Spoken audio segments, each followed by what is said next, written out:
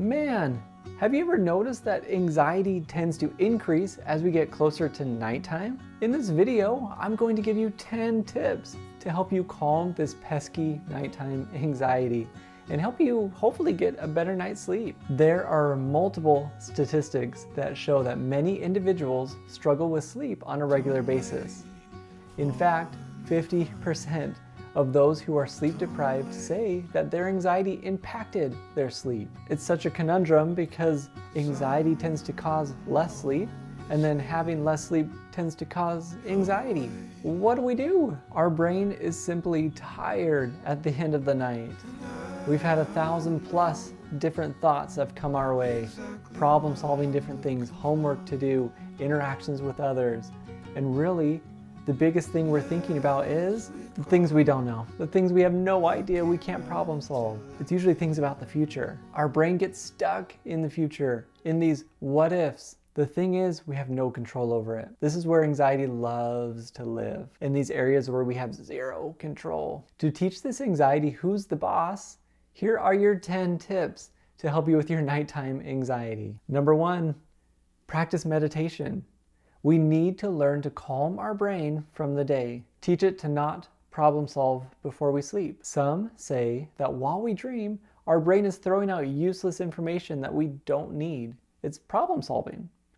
But others suggest that this starts a little bit too soon, before we've even gone to sleep, causing extra thinking, causing more anxiety. Meditation can be helpful. People will find a guided meditation online. They'll use their 5 senses to notice the things around them. They'll practice not putting judgment to these things, teaching the brain that now's not the time for me to problem solve. I'm in the moment. Number 2, subscribing to this channel. It will power you up. Okay, but here's number 2. Practice good sleep hygiene. This typically means we're having a good schedule. You watch TV at a certain time, you turn off your phone at a certain time, you get to bed at a certain time. Consistency is the key. This may even mean that you are limiting naps in the day. You're limiting caffeine intake, alcohol. Sticking to a schedule starts retraining your brain.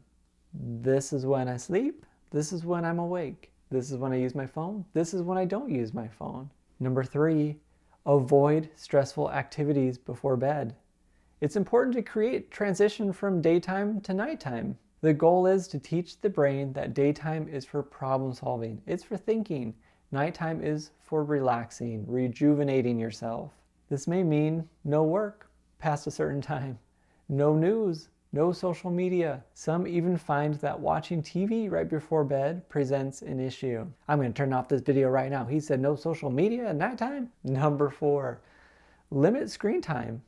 Have you heard of blue light? It tricks your brain into thinking that the sun is up. It keeps you awake. Professionals suggest that shutting down all screens an hour or 2 before bedtime can minimize these sleep interruptions. This also allows your brain to slow down and prepare for sleep. For some people, this is a must. For others, it's just part of their lifestyle. There are blue light filters to minimize this blue light, but this isn't just for your sleep, it's for your anxiety. Number 5, use a weighted blanket. It's like a hug, but without the hug. Bummer. Weighted blankets produce calming effects. This deep pressure can help you increase serotonin and melatonin while decreasing cortisol. Cortisol is that stuff we don't want.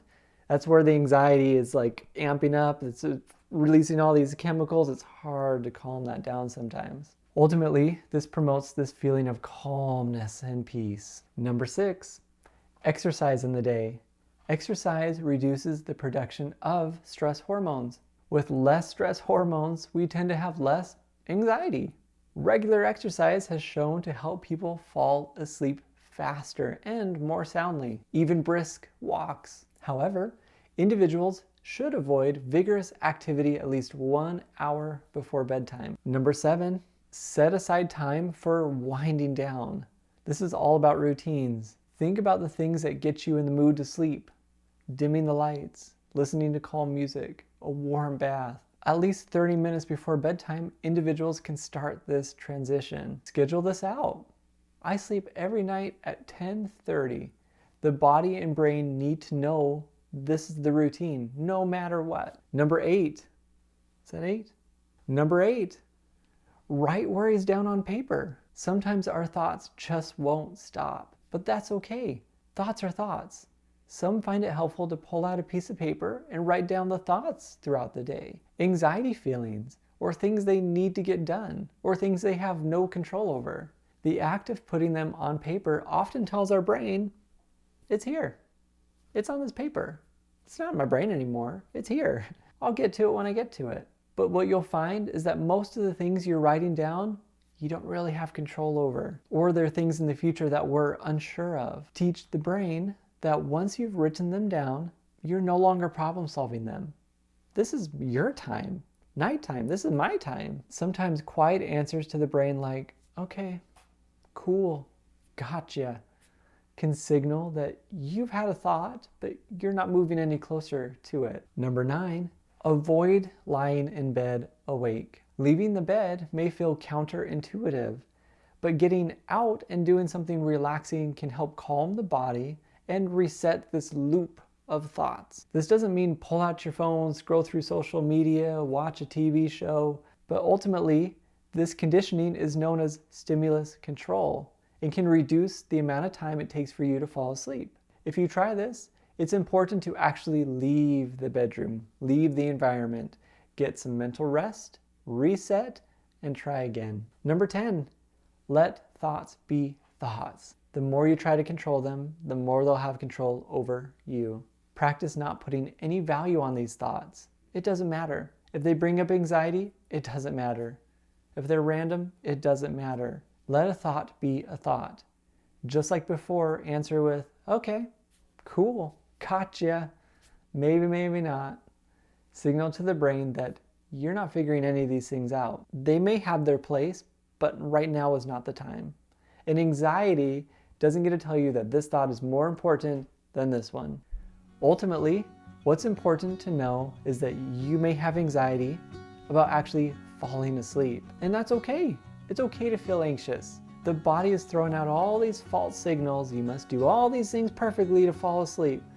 That's not what this video is about. If that's what you're going through, we actually want to mess things up. It sounds way counterintuitive, but the more we stop trying to control, the better people will start falling asleep. Because what will happen is people will try all these different techniques, and then they'll lay there in their bed and they're like, did it work? Am I sleeping? Did it work? Am I sleeping? And that's keeping them awake. So you might have to break your own rules. Allow your body to do what it's going to do. When anxiety arrives, you can acknowledge it. Hey, welcome.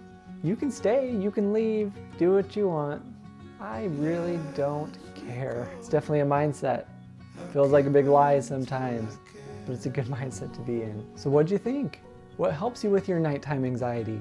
Let me know in the comments below. Exercise reduces the production of the stress